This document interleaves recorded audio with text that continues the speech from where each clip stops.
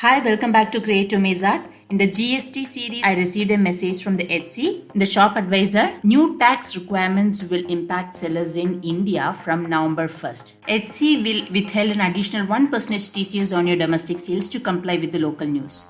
In my channel, I have shown you in detail with real life example how to register for GST online through their website gst.gov.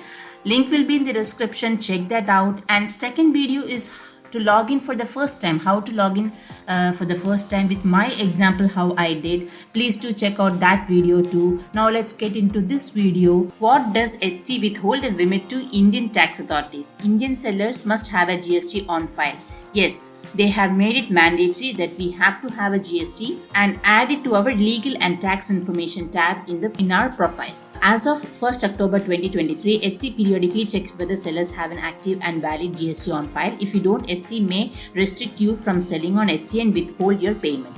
Starting 1st November 2023, Etsy is required to collect and remit 1% tax collected at source (TCS) on your behalf for any transaction through Indian Payment, Razorpay, and Etsy Payment Pioneer. To report your TCS to Indian Tax Authority, we need an active and valid GSTIN. What percentage of my sales does Etsy withhold and remit to Indian tax authorities? So if GST is provided by the seller, they cut 1%. PAN provided by the seller, no GST on file, 1%. No tax ID provided, 5%. This is the tax reduced at source applied to all the transactions. How do I get a GST number? To get a GST, apply on Goods and Service Tax website. Please check out my video in detail how I registered for GST with what are the documents that I submitted in detail with real life example. Link will be in the description. And for the upcoming video, how to file returns on the GST portal for the first time.